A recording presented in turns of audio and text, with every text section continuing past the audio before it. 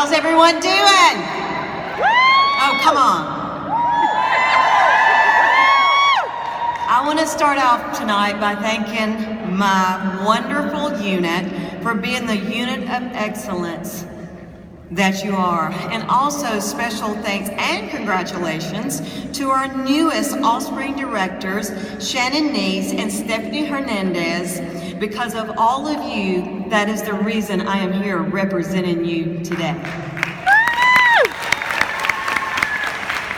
When I started my business, I was a full-time dental hygienist. I know that sounds great. Married to Mark, and we had a two-year-old, and we were living paycheck to paycheck. Have you ever had more month than you did money? I joined Mary Kay for one reason, and my first goal was to hire a housekeeper. I was tired of working every Saturday, cleaning the house, and not being able to spend time with my family. What this business has brought to me, our family financially, is truly incredible.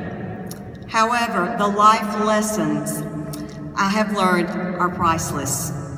From the very beginning of my business, I had a very huge work ethic. And I've always treated my business like a business. Unfortunately, I don't see that as much today. And unfortunately, we're raising our children who hang around other children who don't have the work ethic today. So someone's got to change it. I was brought up knowing that in order to get a paycheck, you had to work, right?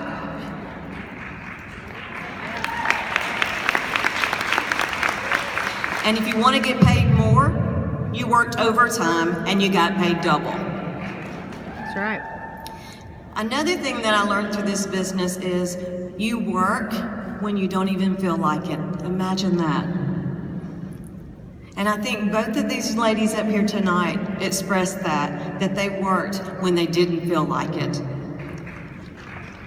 I think the word flexibility and work your own hours has been translated as put everything first, and then if there's a little bit left over, then we can work our business.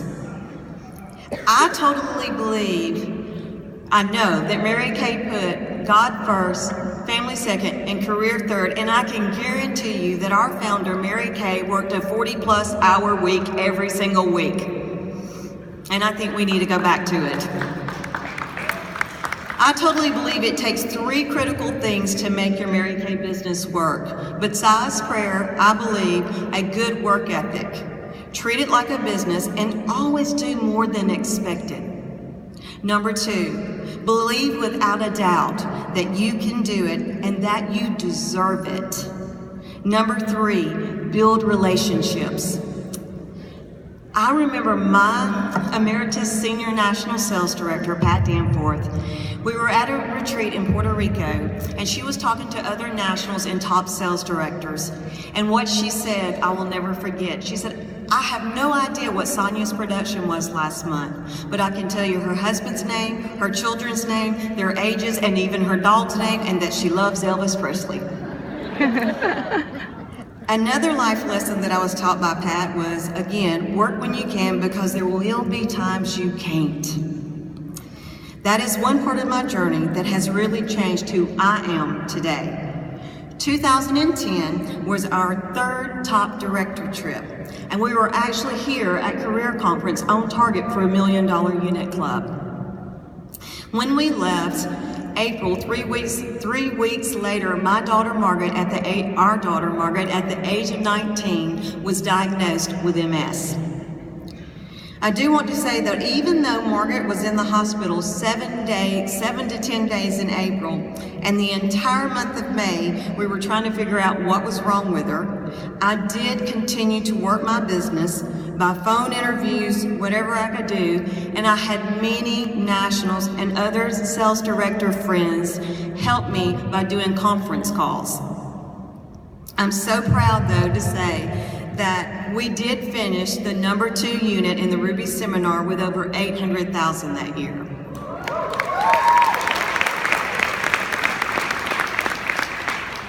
1 year later, in 2011, was the day that Tuscaloosa and many other areas in Alabama and other surrounding states were hit by multiple tornadoes. A day I'm sure many of you will remember. Out of 225 unit members, we had about 160 affected either themselves, their family, or their community. About a week later, I started noticing some numbness in my body and a lot of pain. And to make a long story short, I too, 1 year later from when my daughter was diagnosed with MS, I too was diagnosed with MS. June of 2013, Mary Kay's 50th anniversary.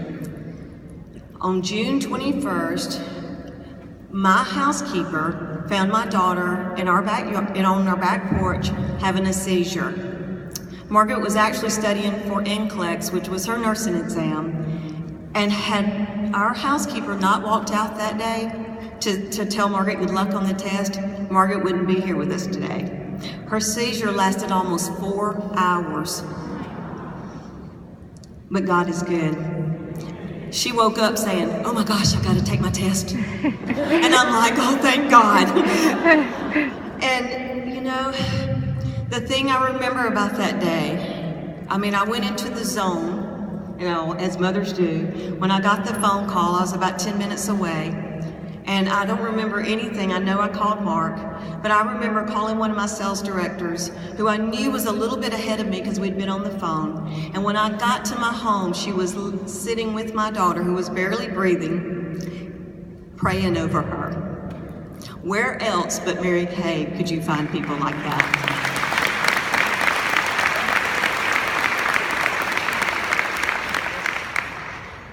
Seminar 2014, we didn't make the top director trip.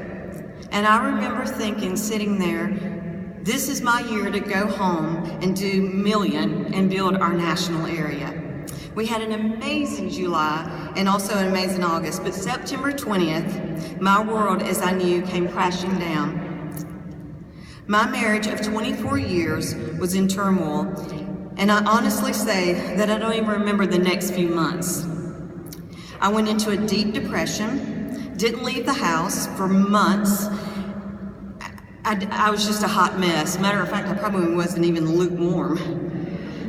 All I could do was take one day at a time. But I grew closer to God because He was the only one I knew that I could turn to. And to be honest, He got an earful of how pitiful my life was. I continued to run my unit the best I could, but it really was on autopilot. I had systems in place, so it really did run itself. However, let me make something very clear. It's because of all those years that I had worked is why it was able to run by itself and I was able to take care of myself. I'm telling this story because I really believe someone needs to hear, and it gives hope to someone out there. I also want to say that I'm a victor, not a victim.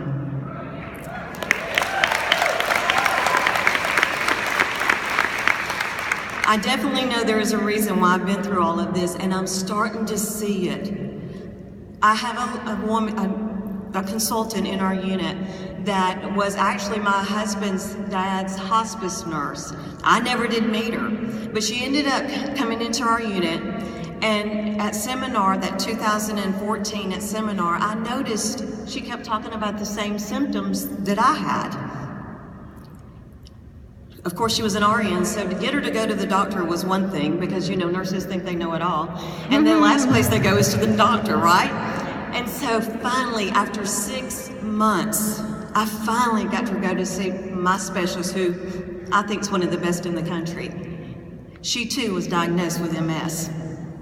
So I know that my MS is helping others, and I know that is, like Callie was talking about, that will be my platform. MS for me stands for Mission Strong.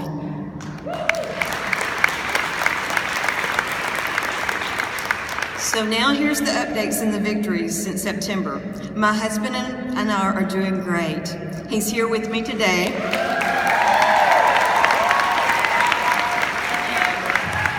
And I can honestly say, Mark, I love you more today than yesterday. I know now we can make it through anything that comes our way, and I'm glad that I chose to stay and work out our marriage over the enemy who was saying, "Run, Sonya, run." And I know that we will travel the world together with our soon-to-be NSD friends and their husbands. My daughter's doing great. She's a nurse now.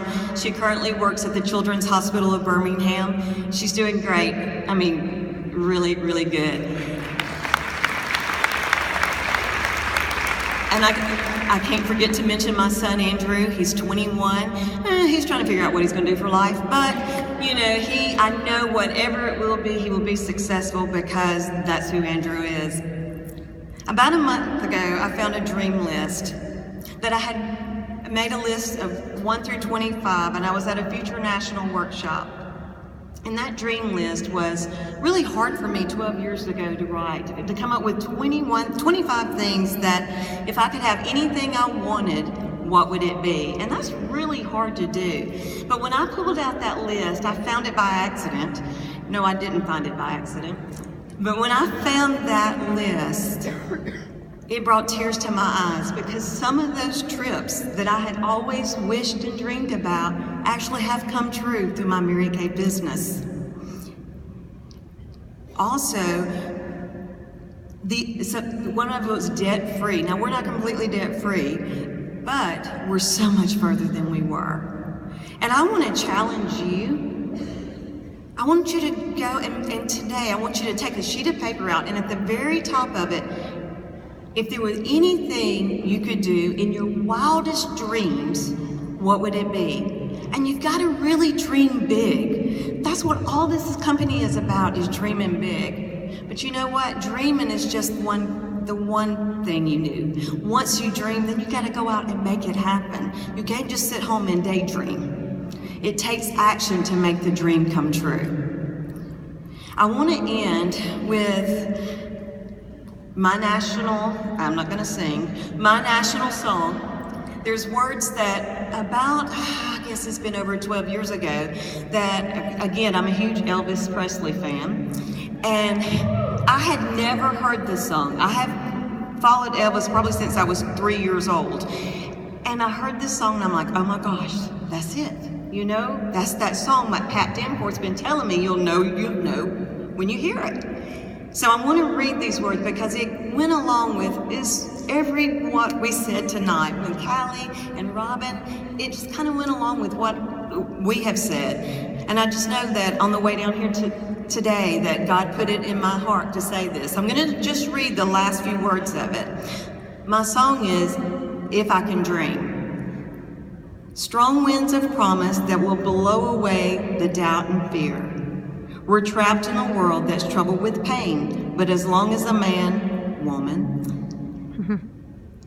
has the strength to dream, she can redeem her soul and fly. Deep in the heart, there's a trembling question. Still, I'm sure that the answer is gonna come somehow. Out there in the dark, there's a beckoning candle. And while I can think, while I can talk, while I can stand, while I can walk, while I can dream, please let my dream come true right now. Thank you.